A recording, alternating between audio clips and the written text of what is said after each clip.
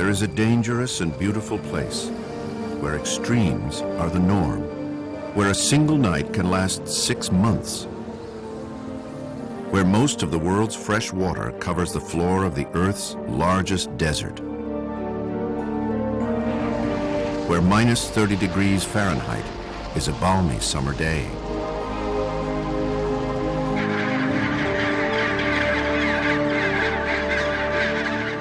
Such a contradictory place that turns logic on its head might almost seem to be upside down.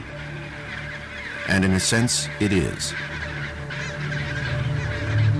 For this least known continent, Antarctica, can be found bound in ice at the bottom of the world. It is the coldest, windiest, driest, cleanest, loneliest of places. At the beginning of the 20th century, this distant planet on Earth became the ultimate test of personal and national ambition. For that generation, the exploration of Antarctica, I think, was very similar to the competition to reach the moon in the 1960s. It's there, no one's been there, so we've got to make it. And that's what I think all of them felt. From the first humans to penetrate Antarctica's frozen heart, to scientists who brave bitter winters at the South Pole, explorers have sacrificed greatly to open the Antarctic wilderness to mankind. This is their story. People recognize that there are places in the world where it's not easy to live and want to feel what it's like to be part of nature in its extreme. You have the science, you have the exploration, you have basically what I'd call the inspiration. There is no way that your imagination can prepare you for the magnificence of this place. It's just magnificent beyond belief.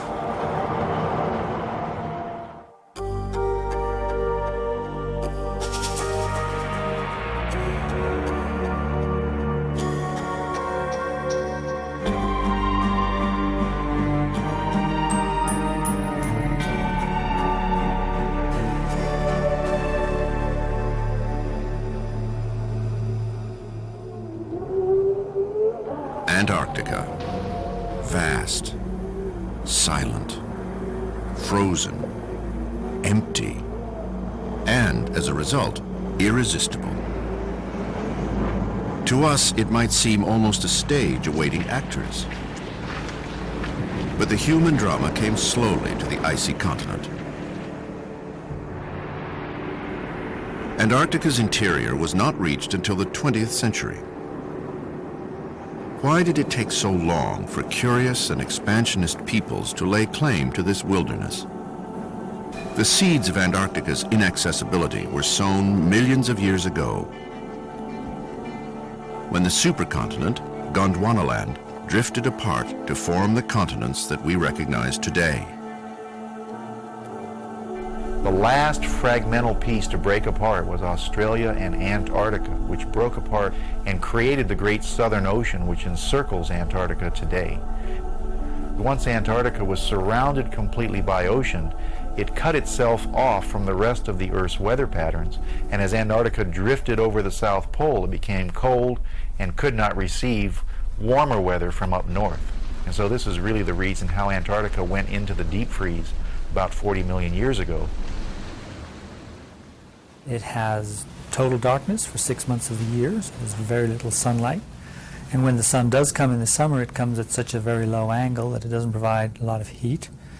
And the resultant is that it's the coldest place on Earth. Inland temperatures that regularly reach 100 degrees Fahrenheit below zero fostered the growth of Antarctica's most distinctive feature, its ice. About 25 million years ago, an ice sheet began coating the entire continent, which had, in prehistoric times, been a life-rich temperate zone. Today, 7 million cubic miles of ice, a sheet from 1 to 3 miles thick, covers everything but Antarctica's coastal areas and mountaintops. In the wintertime, the ocean around Antarctica freezes and expands the land area of the Antarctic continent by more than 100%. In other words, the continent doubles in size. But Antarctica's most dramatic feature of all are its icebergs. They result from the constant downhill flow of glaciers from the interior to the edge of the continent. Slabs of glaciers break off and fall into the sea to form icebergs. These massive forms, some the size of small countries, can have a lifespan of as long as 4 years, circling the continent by the thousands before drifting north and melting. All this ice, on land and sea, formed a natural barrier that kept mankind away from the continent until most of the rest of the world was known. But humans would finally enter this dangerous environment, drawn to it by curiosity and commerce.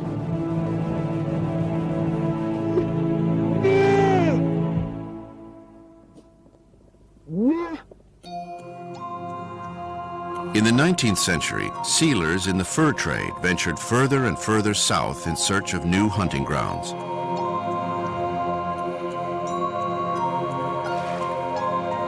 Motivated by commerce, not exploration, these sealers were often secretive about their discoveries. If a sealer found an island with an excellent number of seals, then he shut up about it. He didn't want competition. Secrecy was a major part of the industry. But they did discover almost 2/3 of the peri-Antarctic islands and made the first landings on well over a half of them. I believe the first 5 landings on the continent of Antarctica were all made by sealers, but they're hardly known. The first official landing was credited to an American sealer, John Davis, who set foot on the Antarctic Peninsula in 1821 and wrote in his log, "I think this southern land to be a continent." Sealing in the 1800s and whaling in the 1900s had a vast amount to do with the exploration of that continent. Indeed, commerce led the way for exploration in many instances. And ultimately to exploitation as well. Both industries drove their prey to the edge of extinction and then left the icy waters in search of new hunting grounds.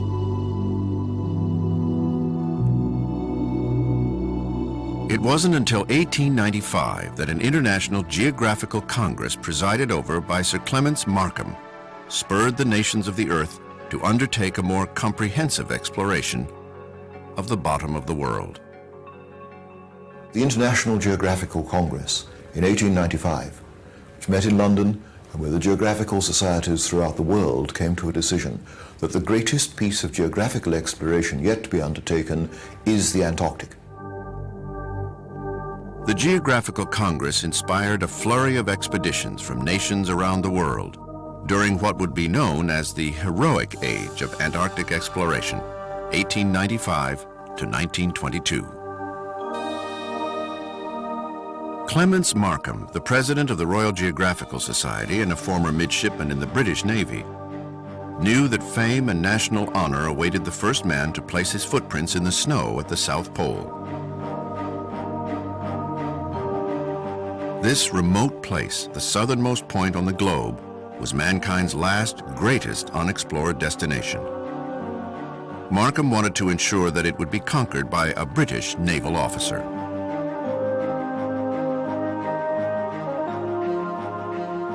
Markham's selection, Robert Falcon Scott, although an unexceptional officer, possessed exceptional ambition and determination.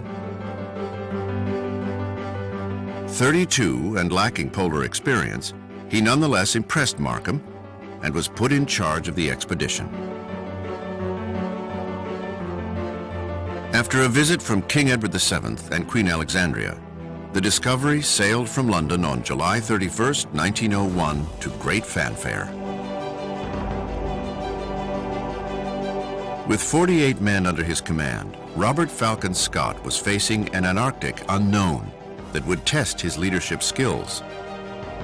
He and his companions would soon set the tone for heroism and suffering in the heroic age. Well, unfortunately for Scott, his expedition was the first for 25 years to either polar regions and to the Antarctica for over 60 years. So he didn't have a group of people with him who could say, well, you do this and you do that. His ship, the Discovery, wintered in McMurdo Sound, frozen into the ice pack. And the scientific team set to work taking meteorological and magnetic readings, collecting wildlife and geological specimens.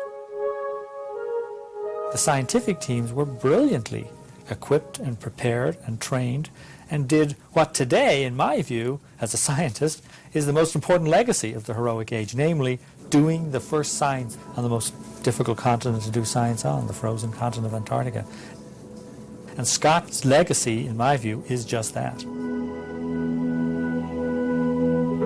But Scott's legacy as an explorer would turn out to be more controversial.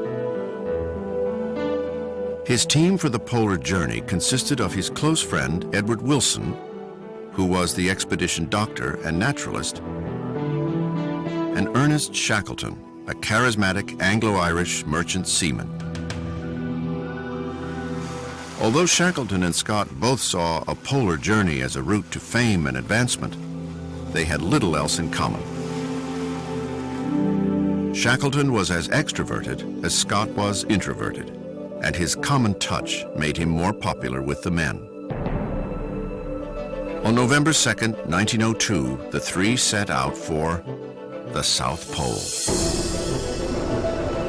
It sits atop 9,000 feet of ice, has an average temperature of minus 70 degrees Fahrenheit, and without painstaking calculation, cannot be distinguished from the rest of the polar plateau. Its location on the globe, 90 degrees south, is an abstraction. There is no there. Just more wind, ice, and snow. You've got basically three parts of the journey. The Ross Ice Shelf itself, the mountains and ascending the glacier, and then the polar plateau.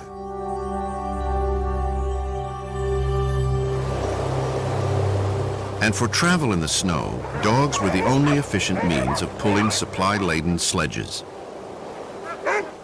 Although they brought 19 dogs, Scott was curiously lax about preparing for their use. Neither Scott, Wilson, nor Shackleton had great expertise with dogs.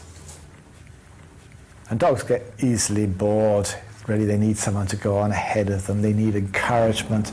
It doesn't really do to pull alongside the dogs, as Scott was sometimes inclined to do. The dogs were being fed on the wrong food. They were feeding them on frozen fish, and some of the fish was rotten. So the dogs were in poor condition. And the result was that some of the times they were pulling the dogs along, and the dogs, in some ways, were sitting on the sledges or not pulling, and so it became man-hauling.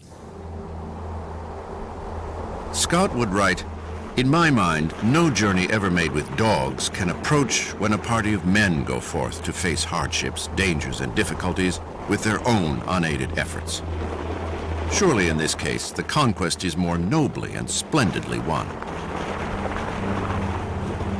This curious reverence for the back-breaking art of man-hauling, the practice of having men pull heavy sledges, cost Scott his goal, the South Pole.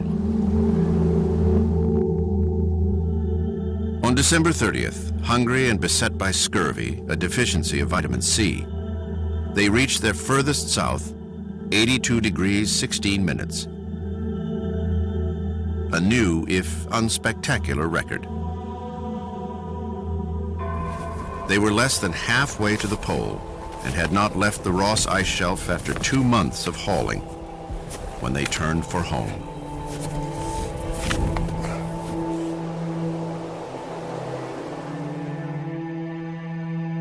In addition to failing in their attempt, Scott and Shackleton were now barely on speaking terms. Probably a conflict of personality. I mean, Shackleton, who is this larger-than-life, effusive, a very charismatic figure, and Scott, who is the shy, rather introspective in some ways, complicated leader.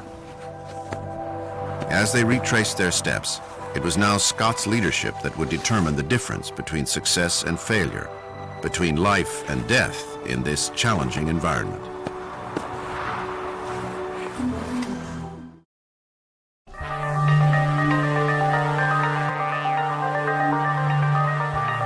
Having established a new furthest south record on December 30th, 1902, Robert Scott, Edward Wilson, and Ernest Shackleton were racing against time to get back to their base in McMurdo Sound before starvation and scurvy overtook them. Shackleton was most affected by disease and was, despite his efforts, slowing their return. They had taken the challenge of the Antarctic environment too lightly and were paying the price. You have to put Captain Scott in the context of the British Empire at the time, and there was a notion that they knew best. The British didn't. They went to Antarctica very inexperienced. None of the men could ski properly. They didn't know how to handle dogs. So they were learning things for the first time, and you could argue that trying to learn things for the first time in Antarctica is a recipe for disaster. And disaster struck Ernest Shackleton, the toughest of the men, in the form of advanced scurvy. Giddy, breathless, coughing up blood, Shackleton broke down. He came close to death. And Scott, who was always someone who drove himself, tremendous physical and mental strength, he actually didn't have too much time for people they termed invalids. A proud man, Shackleton strained to pull his weight.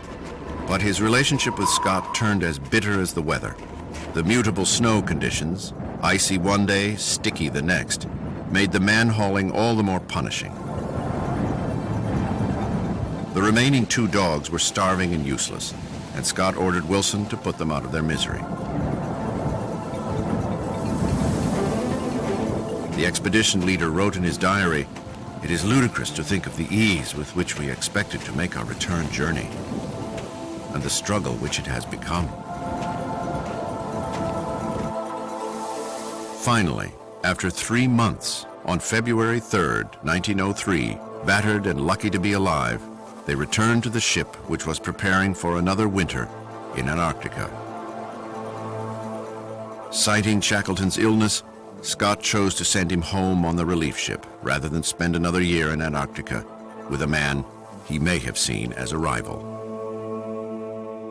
It was Shackleton who was selected by Scott to go home on the relief ship. He didn't want to go home, he wanted to stay. And in fact, of the three of them, Wilson took rather longer to recover from the scurvy than Shackleton. Once Shackleton got home, he realized he was able to lecture on the expedition and make a name for himself. He'd been invalided home, unfortunately, but he could tell the story about it. After 3 years of unsuccessful forays into business, journalism, and politics, Shackleton cobbled together the money for his own Antarctic expedition. Meanwhile, following his return from Antarctica on September 10, 1904, Scott attended to his naval career, wrote an account of his journey, and prepared for his wedding to Kathleen Bruce in 1908.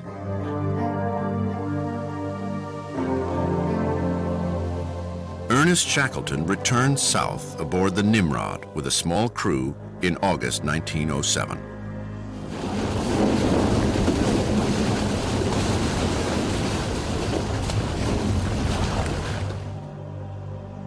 Ice conditions forced him to winter in McMurdo Sound near Scott's old abandoned headquarters. He found himself constrained to winter on Ross Island, much, much closer to Scott's base than he wanted to. So again, that's a real source of tension, which Scott really did not understand his reasons for doing that. Shackleton's shore party of 15 wintered in a 30 by 20-foot hut. He set out for the pole with James Adams, Eric Marshall, and Frank Wild on October 29, 1908. Shackleton had learned little from his earlier trip to the pole with Scott, except that dogs were difficult to handle. His one attempt at innovation was to bring ponies to pull the sledges. They only had value in death. The ponies, I suppose you can say their principal contribution was their meat, but they had been used successfully in the Arctic, so it was worth a go. Shackleton was not a great planner. He was not a great organizer. He was, however, a great man. And he was a great leader. And the harder things got, the more disastrous they were, quite often as a result of his lack of planning, then the better he was. He rose to the occasion. They passed Scott's record in 29 days and ascended the Beardmore Glacier, going into uncharted, treacherous territory. It was hardly pony terrain.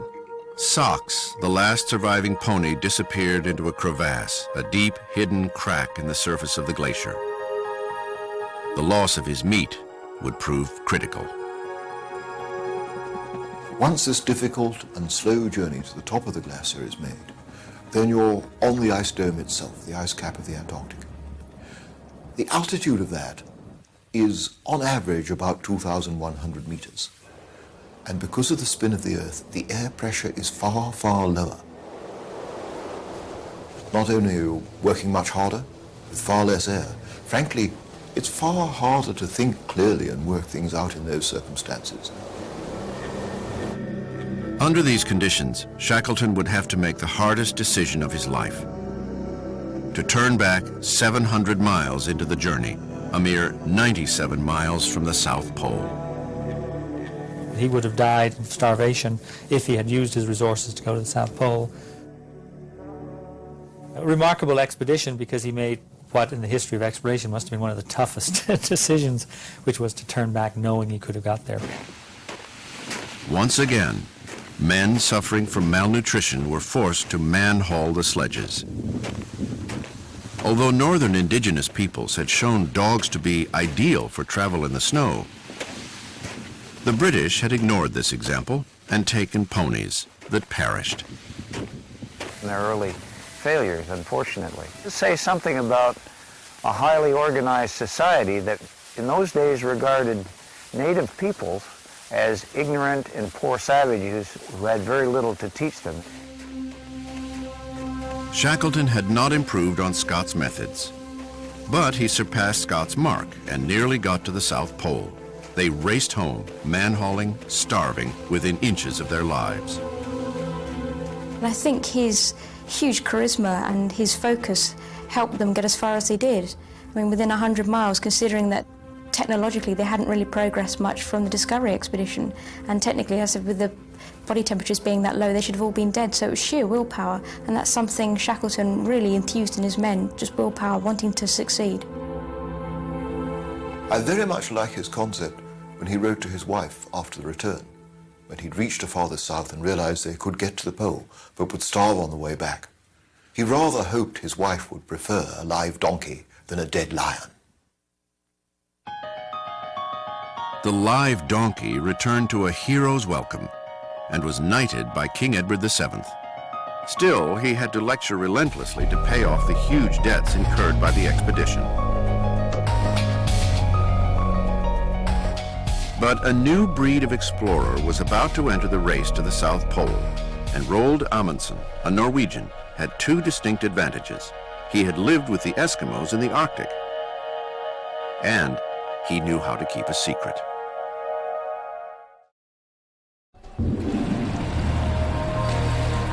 Antarctica had been penetrated by Robert Scott's expedition in 1902 and Ernest Shackleton's in 1909, but not quite to its heart.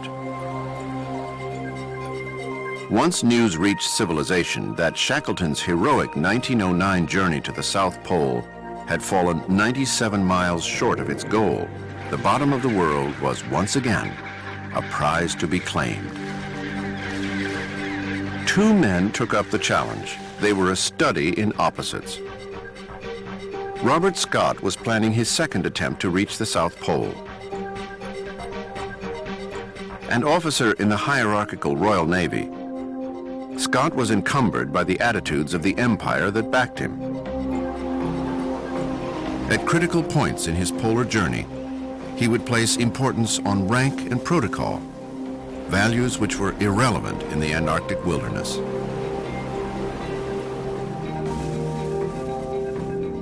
Roald Amundsen brought a modern tactical approach to exploration and competition, gathering an elite team of men for a specific task, to be first at the South Pole.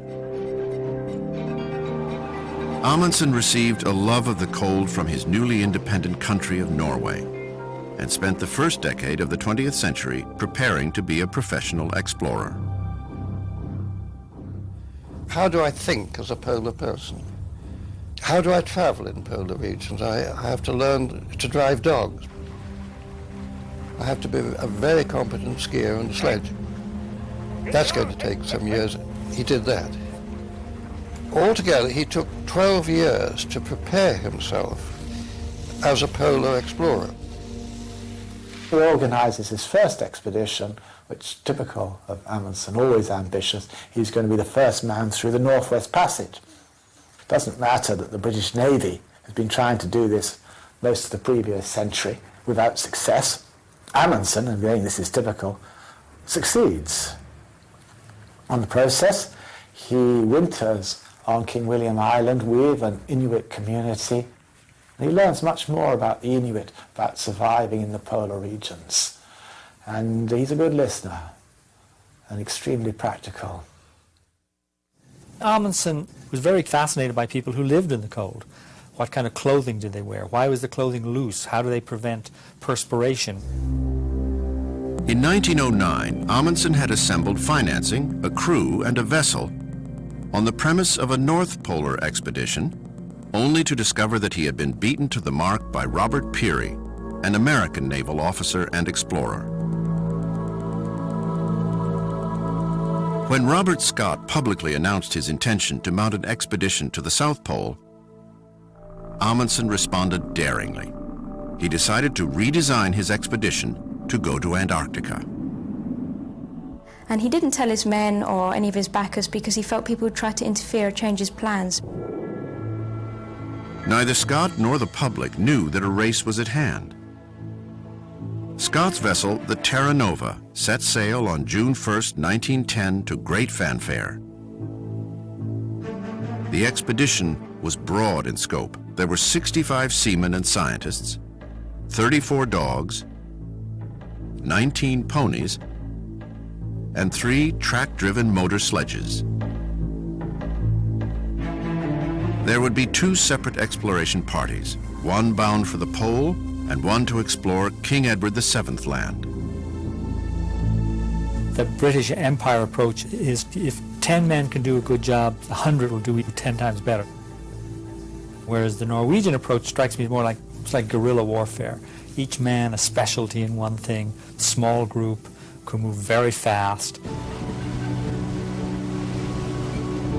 2 months later, under cover of darkness, Amundsen set sail aboard his ship, the Fram, with 97 of the best North Greenland sledge dogs and 19 men hand-picked for a race to the South Pole.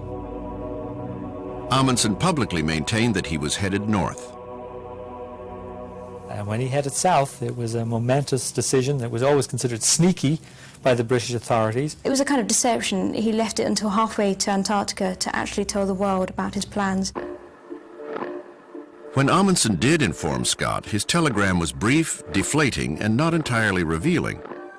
Beg leave to inform you, Fram proceeding Antarctic. Amundsen.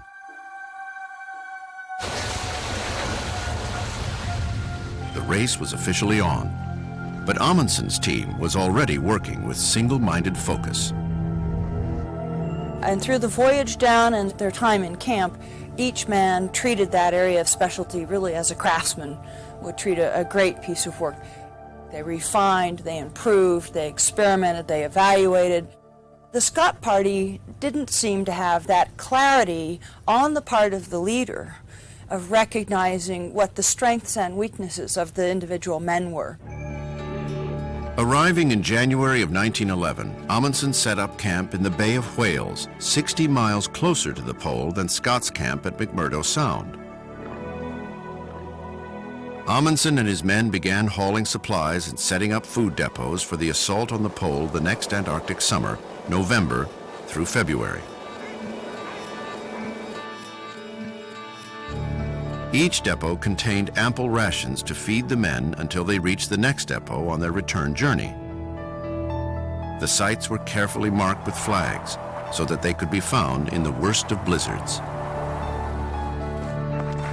On October 20th, 1911, Amundsen, Olaf Bjaaland, a ski champion, Oscar Wisting, a good handyman, and 2 expert dog team drivers, Helmer Hansen and Sverre Hassel, set out for the South Pole.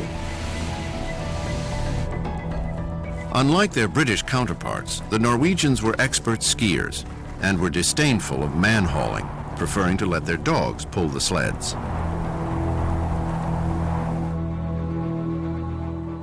12 days after the Norwegians departed, Scott and his teams began their own journey to the pole.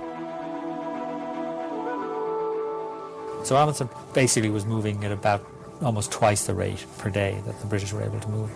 Plus it was a simpler movement of logistics and men and supplies for Amundsen because it was dogs and sleds and men mostly skiing alongside the dogs, whereas the British had this complex logistical things of tractors, ponies, dogs. The tractors proved to be little more than a novelty and broke down almost immediately. The ponies, sinking up to their bellies in the snow, starving with their sweat freezing on their hides, were as they had been for Shackleton, only good for their meat. On December 9th, the last 5 starving ponies were shot at the base of the Beardmore Glacier. Less than 1/4 of the way to the pole, the brutal practice of man-hauling was to begin. Although they had dogs relaying supplies, the British refused to rely on them. And the problems with efficient dog use is you have to train not only the dogs to work with the sledges, but you've got to train the men to work with the dogs. And this is not easily acquired. This is why the Norwegians, who'd used sledge dogs for a much longer period, were far more successful. Moreover, the British were strangely sentimental about the use of animals, preferring to punish themselves instead. Amundsen, who would ultimately slaughter his dogs for meat, did not share this sentiment and carried man-hauling harnesses to remind his men that this instrument of torture awaited them if their dogs did not perform. Part of his planning and part of his genius, of course, had to do with this whole issue of using the dogs as food for both the other dogs and for the men, which was horrifying to the English, of course. Amundsen and his men skied as the dogs pulled the sleds. They made excellent time on the first leg of the journey across the Ross Ice Shelf, often covering 20 miles a day, twice as many as Scott. Scott was falling behind. His only hope was that Amundsen, who was pioneering his own route, would not find a way up the Axel-Heiberg Glacier and through the mountains. Scott knew that he could go up the Beardmore Glacier because that's what Shackleton had done.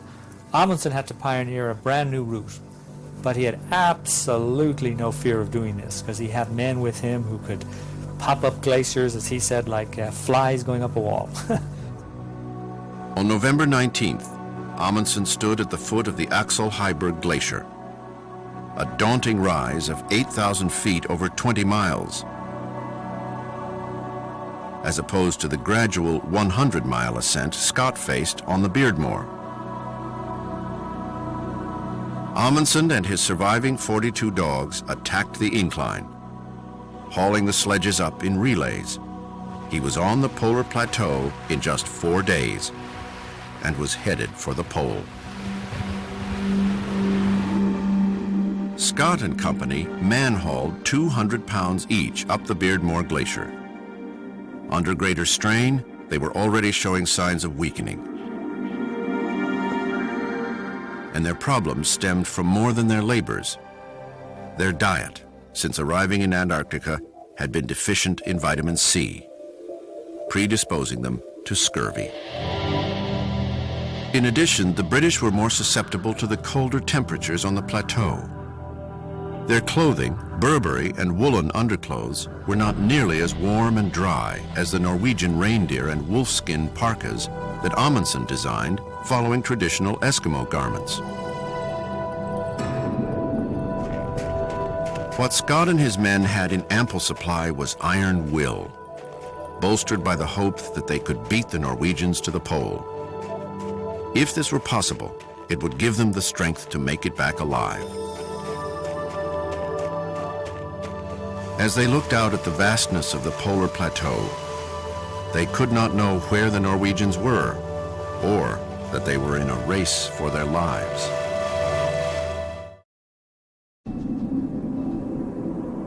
It's commonly asserted there was a race for the pole. Undoubtedly, Amundsen was going as quickly and efficiently as he could. He was racing, but I don't think it's correct to say Scott was racing. There was no doubt that Scott wanted to bag the pole first. But the slower exploration and more information coming from Scott's expedition was a major factor. It delayed him, as did his less efficient transport. Encumbered by a large, multitask expedition, the British had never intended to race to the South Pole. The Norwegians were at home in the frozen expanses. The British, having returned their one dog team to base camp and having shot their ponies, were now reduced to what Scott termed the noble art of man-hauling. So there is, if you like, an amateurism about Scott's expeditions, which, looking back, it is hard for us not to criticize and say, why were they not more professional? Amundsen is something of a man out of his time. He is so single track. He's very one-eyed. Amundsen was somewhere out there on the ice, but Scott had no way of knowing where. Having man-hauled supply-packed sleds to the top of the Beardmore Glacier, Scott's team and a supporting party, 8 men in all, were now up on the polar plateau, 150 miles from the South Pole. Scott selected the team that would go on to the pole, the men that history would remember.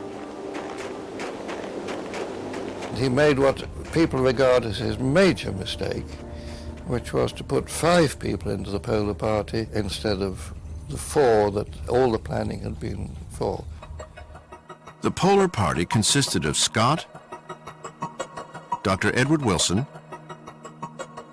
Edgar Evans, Lawrence Oates, and the late addition of Henry Bowers, who was an expert navigator and a personal favorite of Scott's. Scott's decision to take Bowers had many downstream effects, but the most damning was a reduction in food. Burning 6,000 calories a day man-hauling, the men would be reduced to 4,500. They were starving from the start. Moreover, Scott's personnel selections were questionable. Unlike Amundsen, whose decisions were based on expertise, Scott selected Captain Oates because he wanted a representative of the Army with him. Fitter men were sent home.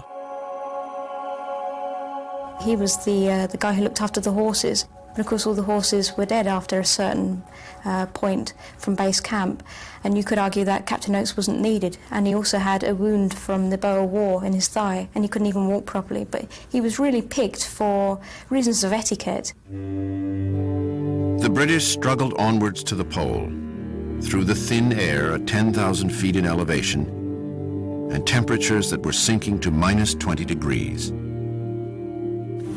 Scott wrote, "Another 74 miles from the pole.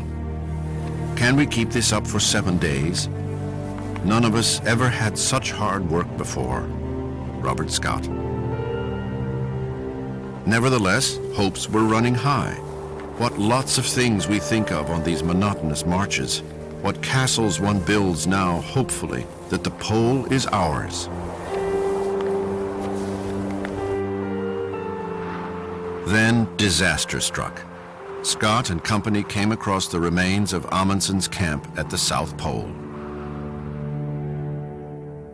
The Norwegians have forestalled us and are first at the pole.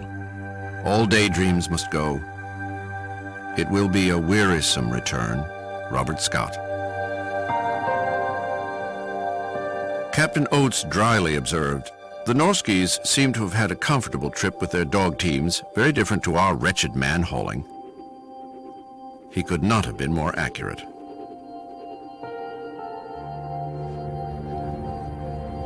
Almost 2 months earlier, on November 21st, after praising his dogs for their work in cresting the 8,000-foot slope of the Axel Heiberg Glacier, Amundsen stopped and slaughtered 24 of them on the polar plateau. Amundsen actually figured out to the day when he would be slaughtering his dogs to feed to the other dogs and to the men. Like everything else that he did, this was meticulously planned. The men and remaining dogs feasted on the fresh meat. Approaching the pole and warmed by their labors, the Norwegians set their heavy furs aside. On December 15th, they arrived at the South Pole, a month ahead of their British counterparts. It had taken them almost 2 months of skiing and sled driving to cover the 800 miles from their starting point in the Bay of Whales. "God be thanked," was Amundsen's only comment. On their journey, Amundsen, his expert skiers and dog drivers, had made almost twice the daily mileage while carrying double the weight in supplies as the British. This allowed Amundsen to lay food depots at each degree of latitude, or 60 nautical miles apart, as opposed to 100 miles for Scott. The Norwegians would be well provisioned on their return. Amundsen got to the pole in record time and without any difficulty at all, and clearly chose the right method of transport. Amundsen's trip to the South Pole was a walk in the park. He was an extremely meticulous, very careful planner, and his success on the South Pole had to do with his brilliant planning, his ability as an explorer. This was a place where nobody had ever been before. These were the last places on Earth, the untouched places on Earth. And it was an amazing time because mankind was conquering their own environment. After 2.5 months of backbreaking work, on January 17, 1912, Scott would stand in the same spot. Great God, this is an awful place, and terrible enough for us to have labored to it without the reward of priority. Now for the run home and a desperate struggle. I wonder if we can do it. So the real problems for Scott started around January, in part probably the psychological depression of being second. And you see that in the famous photographs of his men standing at the South Pole. I think it had an enormous effect too on others who thought that this was going to be their way for personal fame and glory. And secondly, then they started to feel the effects of cold. And not surprisingly, because it was getting colder. The British were at the pole a month later, and it was a month closer to winter. The temperature had dropped a critical 5 degrees. Scott's men were exhausted and malnourished. As they began slowing down, they had to reduce their rations so that they could make it from one food depot to the next. None of this was in Scott's plan. The Norwegians, buoyed by their success in getting to the pole, began the race home to announce their news to the world. So they were doing these in sometimes even 25 kilometers in a day. I mean, just in huge distances. And on top of this, he laid down so many food depots on the the barrier on the way back that he said he was at the flesh pots of Egypt. There was so much food. In fact, they were feeding chocolate to the dogs occasionally. They had so much food. So they had vast excess of food, incredible energy. The dogs were in great top shape. The man, the skiing, everything was just cranking. And so he got back in January all the way to his base at Framheim in the Bay of Whales, and boom, the ship was there and he was out of there. The Norwegians returned from the pole in less than 6 weeks and left the continent on January 30th. Remarkably, they had covered 1,400 miles without sickness or accident.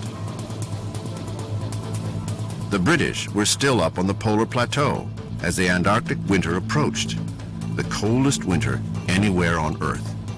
P.O. Evans was beginning to lose heart. And I think what got Scott and his men to the pole was sheer willpower. And when they found that they were there second, I think psychologically that had a huge impact for their survival on the way back. Evans had plans of opening a pub and basking in the afterglow of polar fame. Failure had hit him the hardest. They were midway down the Beardmore Glacier on February 13th when Evans collapsed. Captain Oates recorded, "We found him on his hands and knees in the snow in the most pitiful condition." Evans was comatose by the time they got him into the tent. He died later that night.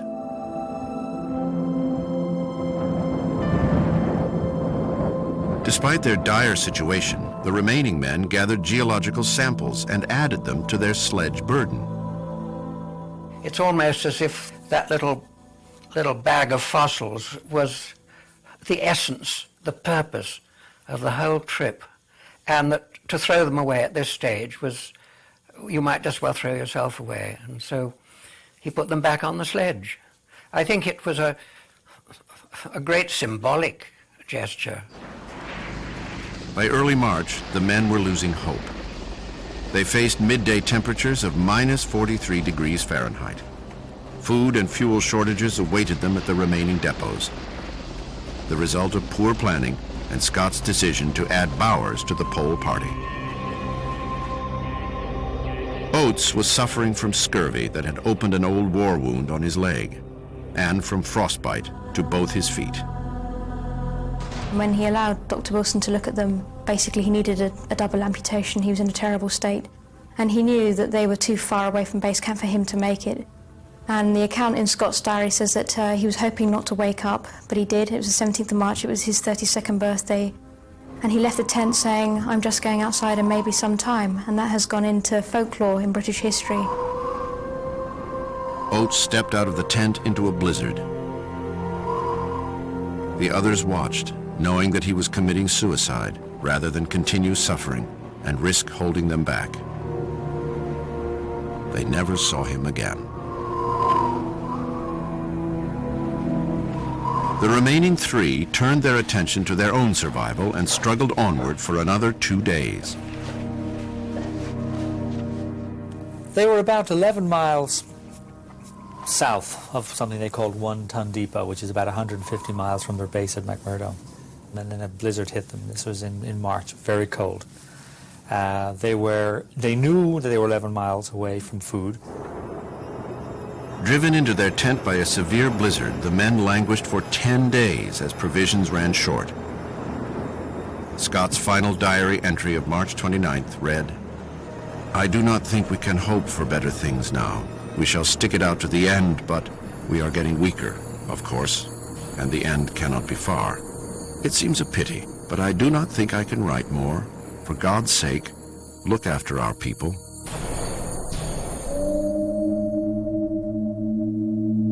Their frozen bodies were found inside the tent the next Antarctic summer.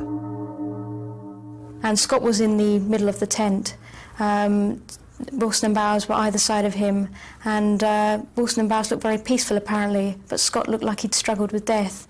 There were many people who believed that Scott and his team died because of broken hearts. Of course, it is a terrible thing to get to the pole and to realize that somebody has been there before you.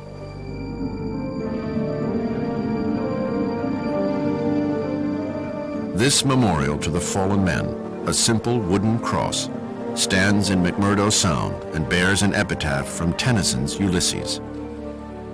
To strive, to seek, to find, and not to yield.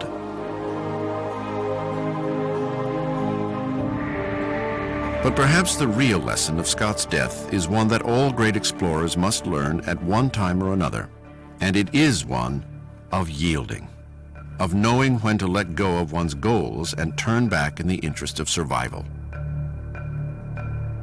Scott's old rival, Ernest Shackleton, the consummate Antarctic survivor, would soon return to test his luck a third time in this unforgiving environment. His epic journey, the most dramatic expedition of the heroic age, would redefine the limits of human endurance.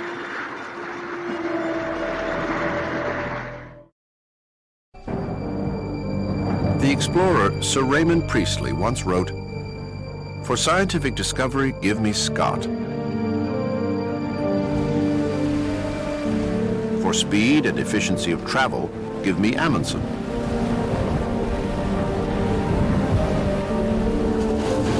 But when disaster strikes and all hope is gone, get down on your knees and pray for Shackleton." By all quantifiable measures, Ernest Shackleton's 1914 expedition to Antarctica was a disaster. But by rising to the challenge of a spectacular sequence of setbacks, Shackleton and his men transcended conventional notions of success and failure. If you were to write the story of an impossible journey and you'd say, well, this is the level of impossibility, and then you say, well, let's push it a little bit further. And then just as you think nothing could possibly worse than this, boom, it gets worse. And then it can't get worse than this, and it gets worse and worse and worse. So it's almost surrealistic how terrible it is. Their 2-year odyssey was the high-water mark of courage and endurance in the heroic age. Having been beaten to the South Pole after coming within a heartbreaking 97 miles of setting foot on it in 1909, Ernest Shackleton sought one last milestone to add luster to his name.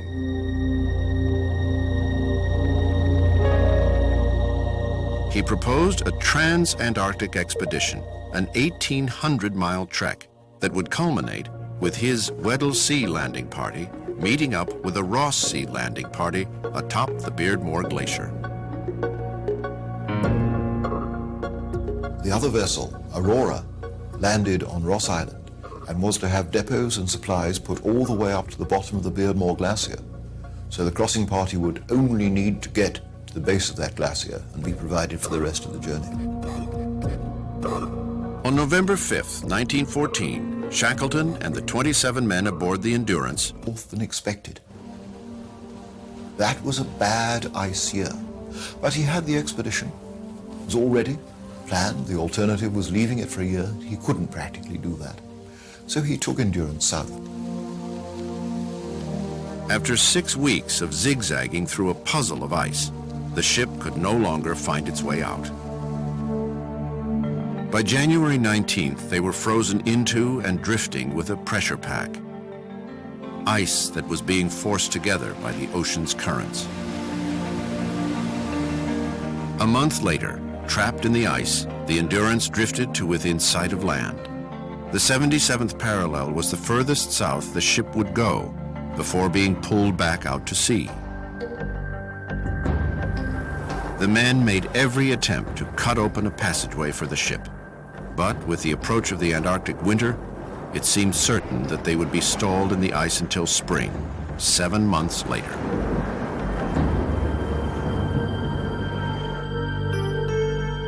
They settled into their winter quarters aboard the ship, which they now called the Ritz. But the experience was far from settling. Caught between opposing ice floes, the ship was being gradually crushed. Pressure ridges were pushing meter-thick sea ice on top of it, and still more pressure was coming. That's when no ship, at least no ship of that period, could endure it.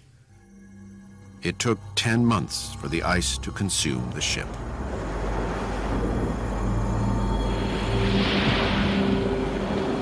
Caught in what was referred to as the mills of ice. She was twisted, bent, and broken, The end was fairly obvious. Stripped of all vital provisions, the leaking ship was abandoned in October and sank on November 21st, 1915. Heartsick, the men watched it go down.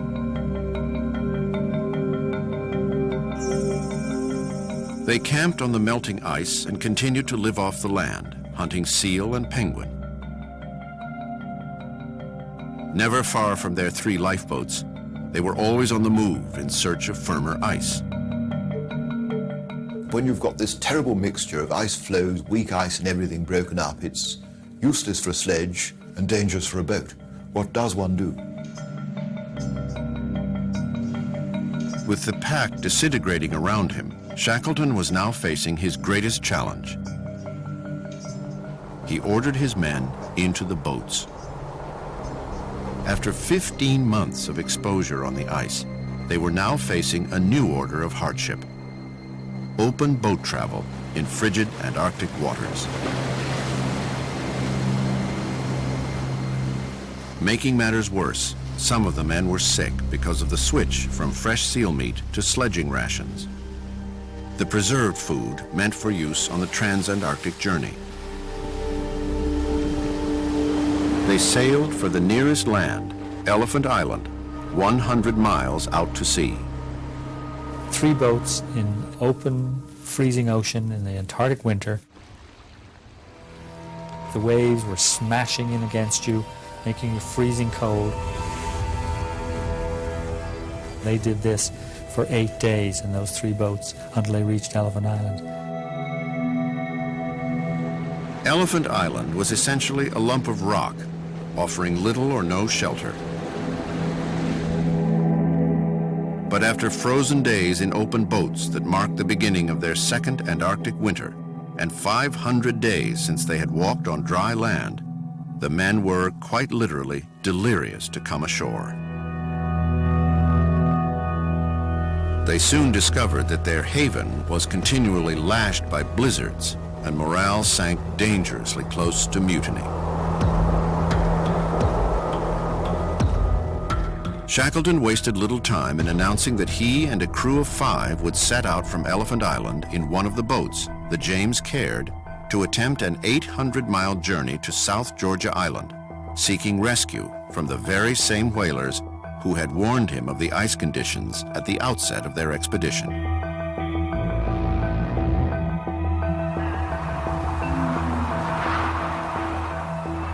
The day after Easter, 1916, the James Caird set out in a northeasterly direction.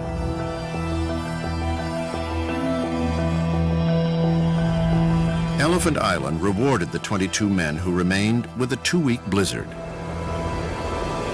For these worst of times, Shackleton left his second-in-command, the indomitable Frank Wild, in charge.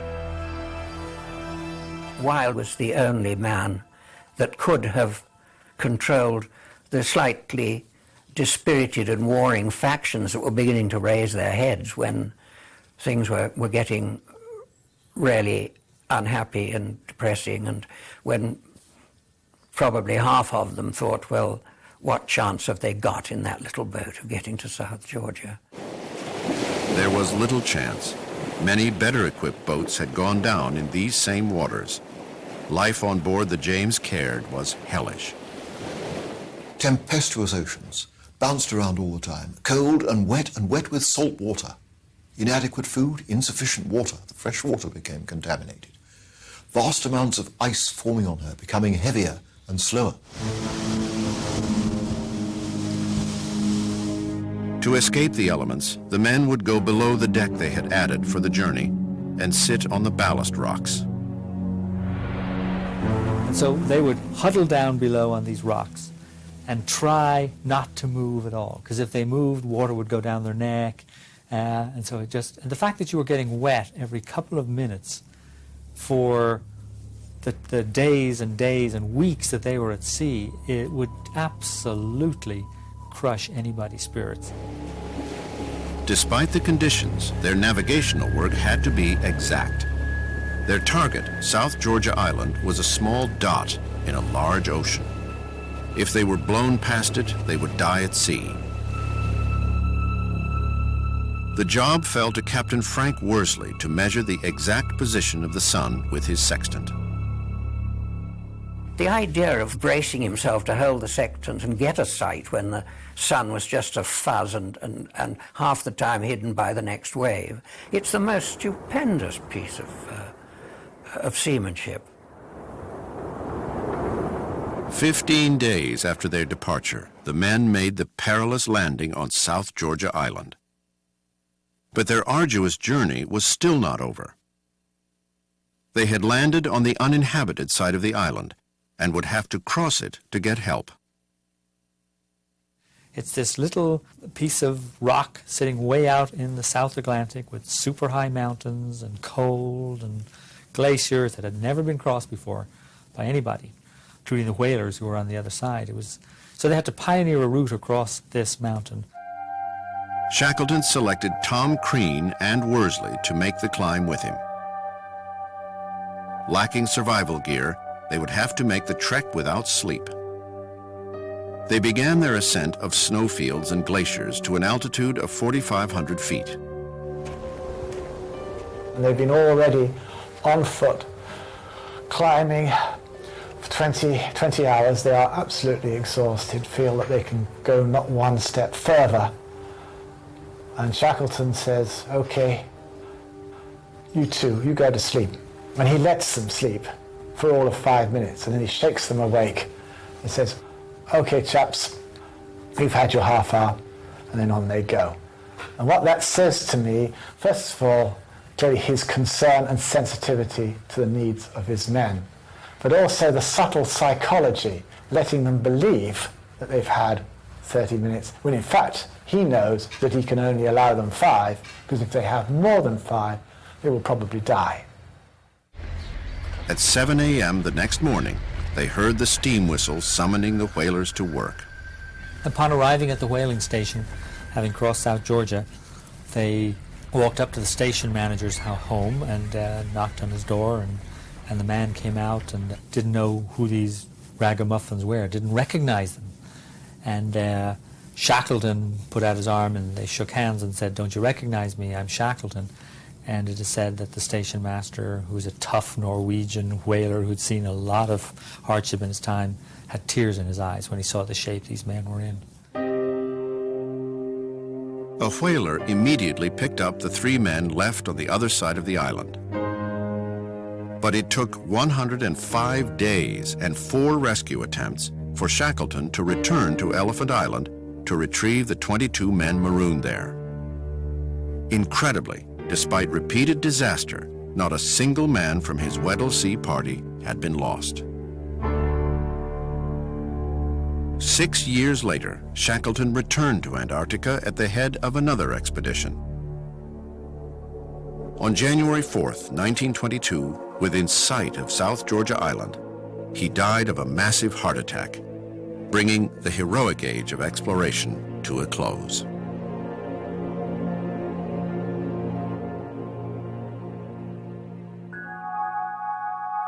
Soon, an ingenious American would bring a new brand of exploration to the frozen continent.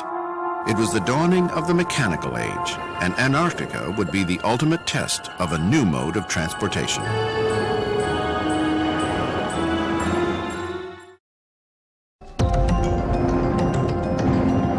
The stories of the heroic age, of men armed with little more than their will against the raw elements, had built up a hero cult around Antarctic explorers. The public's hunger for larger-than-life figures was undiminished throughout the 1920s. Back in the 1920s, it was the age of heroes. This was when you had Babe Ruth and Lou Gehrig, you had Charles Lindbergh, you had famous people, individuals who were prominent in the headlines almost every day. Among those aspiring to fame was Richard Byrd. At the end of World War I, Byrd, a 28-year-old lieutenant, retired from the Navy for medical reasons and focused on promoting aviation through publicity-grabbing flights. The first to claim credit for flying over the North Pole in 1926, Byrd soon sought another first.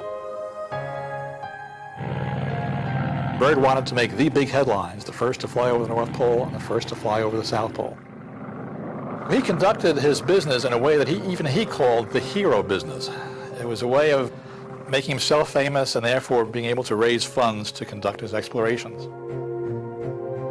In 1927, Byrd set about planning a privately financed Antarctic expedition.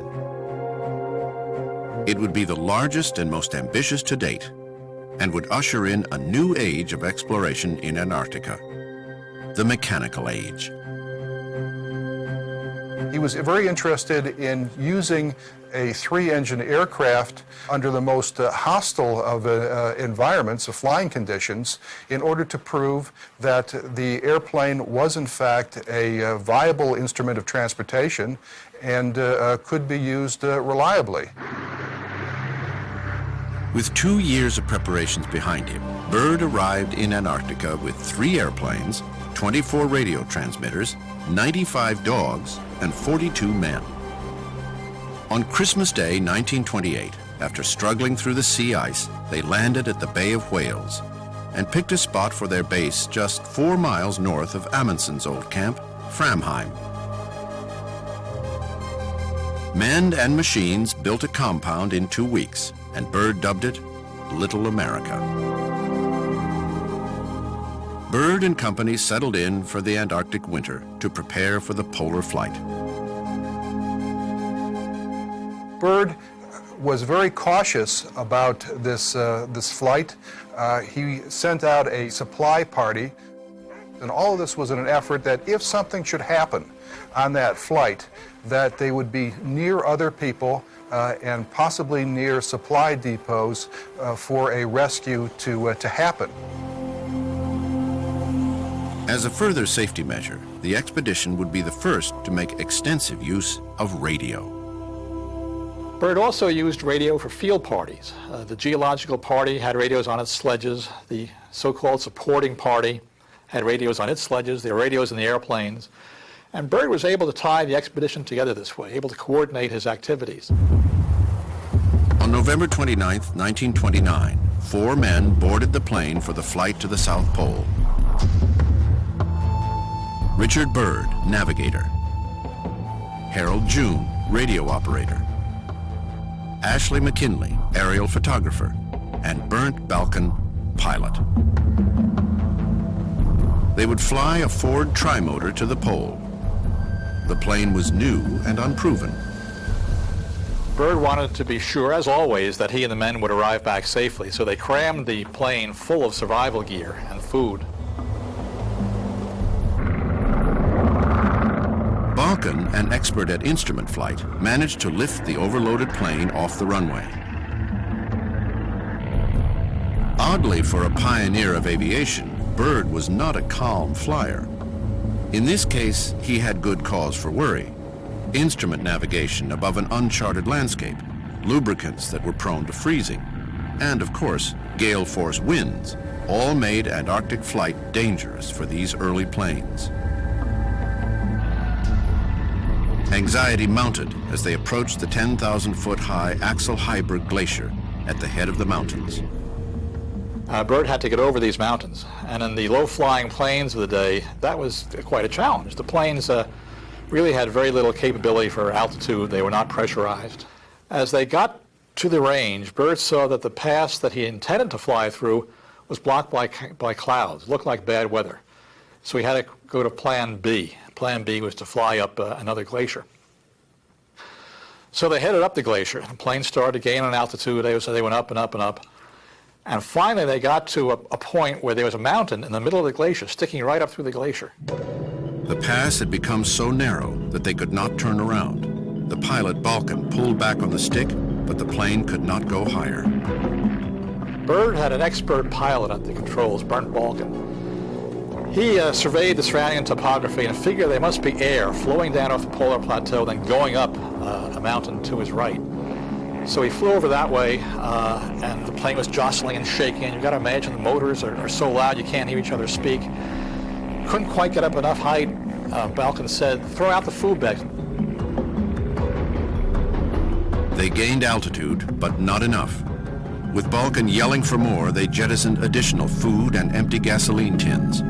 Still, they were heading straight into the mountaintop. At the last moment, Balkan found the updraft that he was looking for, and it lifted them safely onto the polar plateau. On November 29th at 1:14 a.m., Byrd passed a note to the pilots that read, "We have reached the South Pole." In just 16 hours, Byrd's team had completed a journey that had taken Roald Amundsen 3 months. In the summer of 1930, Byrd returned to New York a hero. The same year, he was promoted to Rear Admiral. Your contribution to exploration and scientific research has done honor to this country. Byrd seized the momentum and began planning his 1933-1935 Antarctic expedition with his usual flair for generating publicity. The major highlight was the adventure that Byrd had in setting up a meteorology station 100 miles or so inland. No one had ever wintered over in the interior of Antarctica. Byrd intended to winter alone at a tiny base buried beneath the surface of the ice 123 miles inland from Little America. Temperatures dropped to minus 96 degrees Fahrenheit. What began as a publicity stunt turned into a fight for his life. He really ran into problems because while he was alone at the base, he had a stove that was faulty and it emitted carbon monoxide fumes. He's getting dizzy, he has bouts of unconsciousness. He turns the stove off at night to reduce the carbon monoxide fumes, but of course it's the stove that's also keeping him alive. And imagine yourself out there in this little tiny building under the snow, because it was buried by snow, all alone, just the sound of the wind, the darkness for 6 months out of the year. It was a very stressful thing psychologically. And I suspect that Byrd cracked a little. And Byrd is in such despair that at one point he thinks of committing suicide. As Byrd's radio transmissions became increasingly incoherent, concern grew at Little America. Against Byrd's stated orders, a tractor party from Little America crossed heavily crevassed terrain in the Antarctic night to rescue the expedition leader. They reached him, found him in an awful condition, so bad they couldn't bring him back right away. Byrd never did get healthy again. He died as a relatively young man in his 60s, and one of his close friends told me he just never recovered from an awful experience at Advanced Base. Byrd returned to Antarctica at the head of 3 additional expeditions, but he was increasingly marginalized by the very process that he had set in motion. At the end of his career, the expeditions had become so large that no single individual could be responsible for raising private money. As Byrd's star faded, Cold War expansionism extended into Antarctica in the form of territorial claims. A pristine and vulnerable wilderness, the continent needed politically savvy allies, and they would come from an unlikely quarter.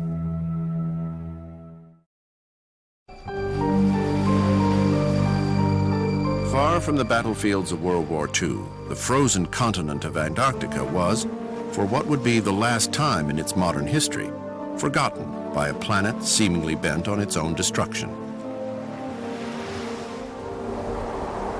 The continent's hostile environment kept hostility from its shores.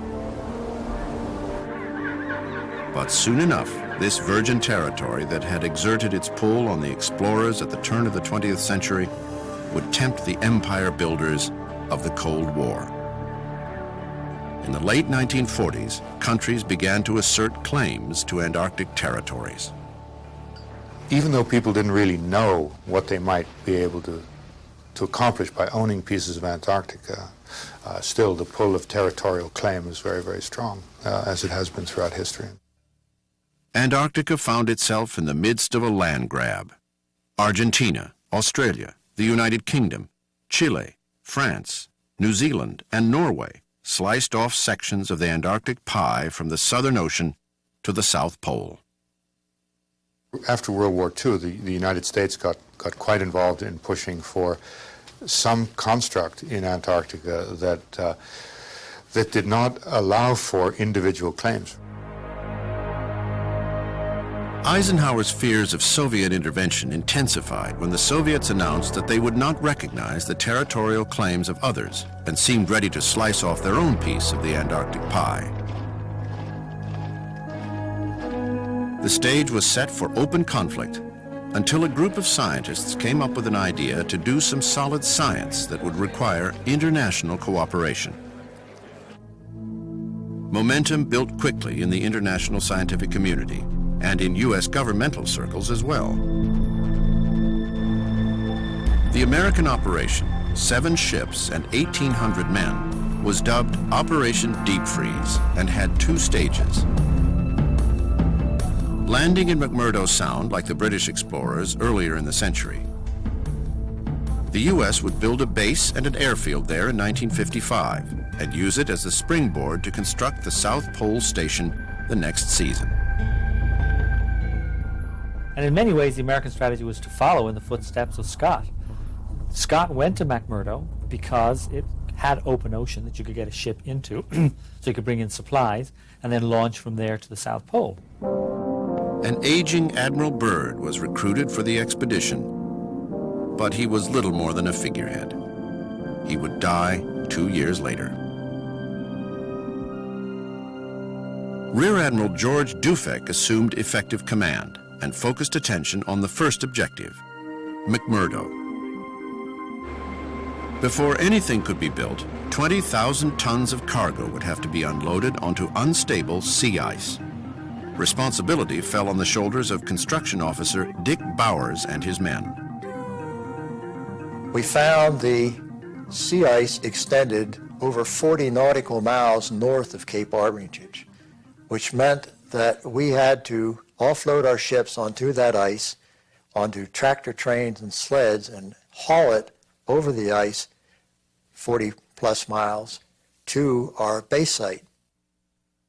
To have to bring down every pint of fuel, to have to bring down every screw, every piece of wood, and to build a station was a very bold move. Always in the Antarctic, the clock is ticking. The season is very short, and the ships have to get out while they still can. At McMurdo, the conditions were terrible, particularly in the winter. I called it a frigid hell. Our people were working out on the runways, removing snow from the ice, doing all sorts of things there in temperatures of 45, 50 below, sometimes 60 below, and high winds, in darkness, in complete darkness. Both the station and the runways were completed just in time to launch the pole station the next season. Bowers credits his men.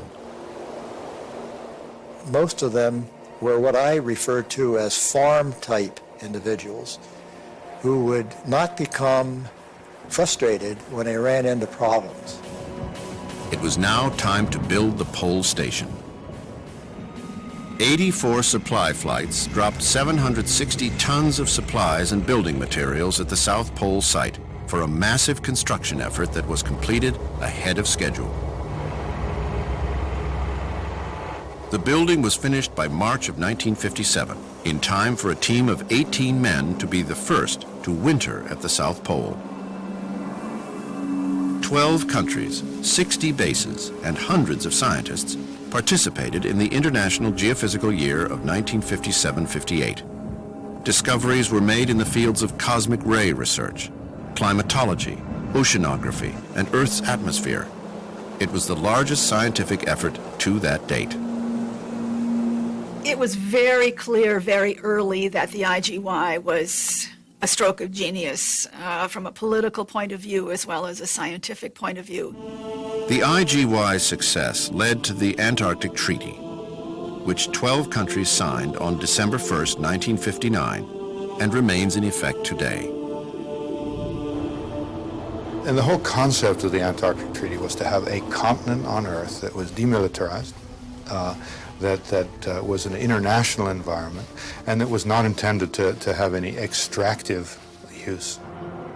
If you have got a wonderful area like this, a proper, honest-to-God, unsullied wilderness, people ought just to have a glimpse of it, if only to realize what the value of such a place is to the world. But can it remain unsullied when it is under assault from half a world away? When the very wind and water that first carried mankind to its shores now bring pollution?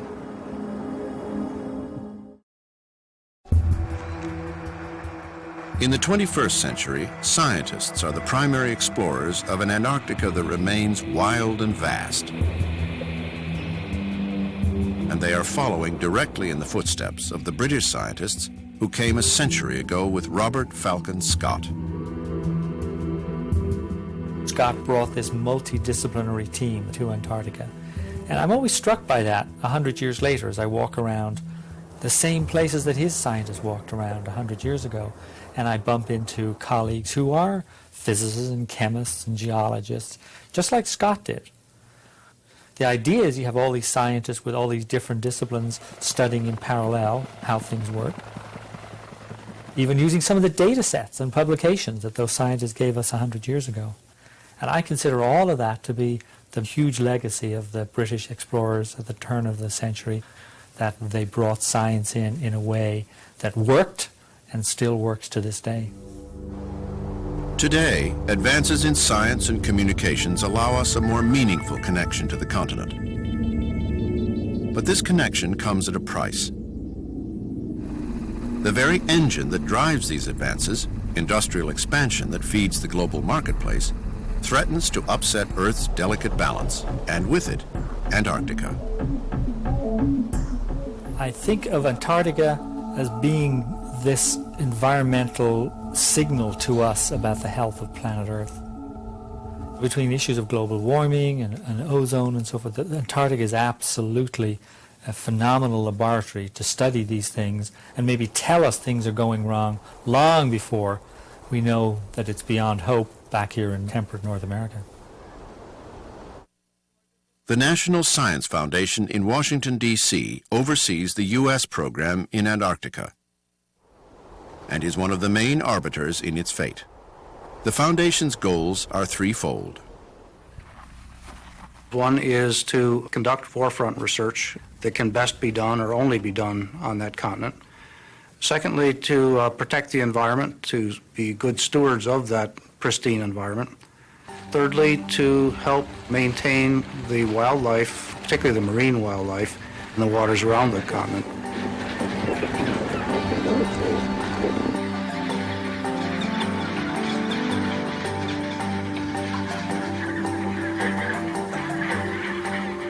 An ongoing penguin census is an integral part of assessing the health of the continent.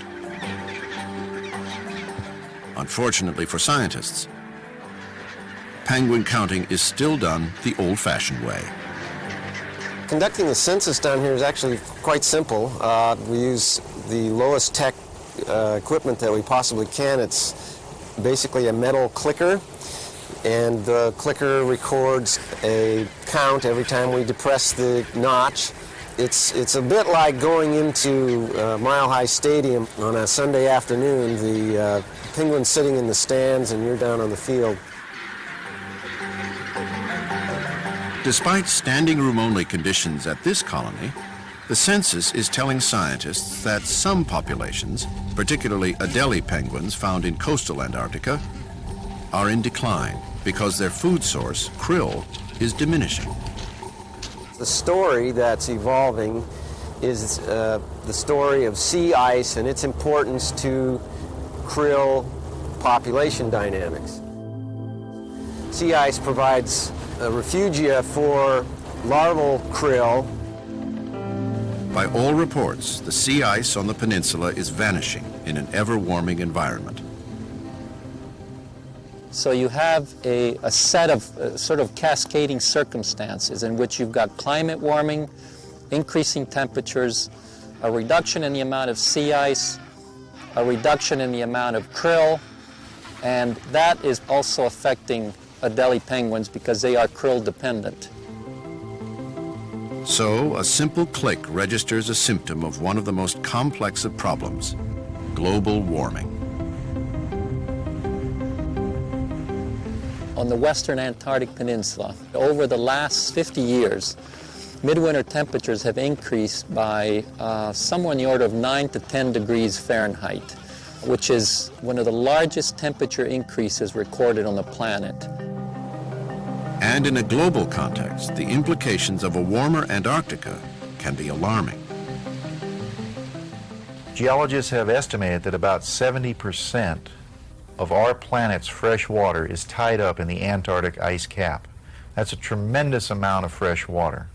And what that means is that this tremendous volume of water, now sitting above sea level as dry ice, if it were to melt, would flood the ocean basins and cause sea level to rise somewhere around 320 feet. Antarctica has already shown us that we can affect the global environment negatively and dramatically.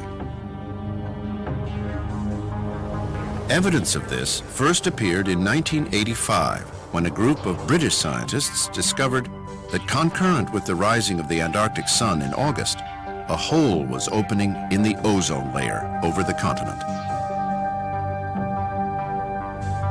The ozone layer, an invisible shield in the stratosphere, prevents most of the sun's harmful ultraviolet radiation from penetrating to the Earth's surface.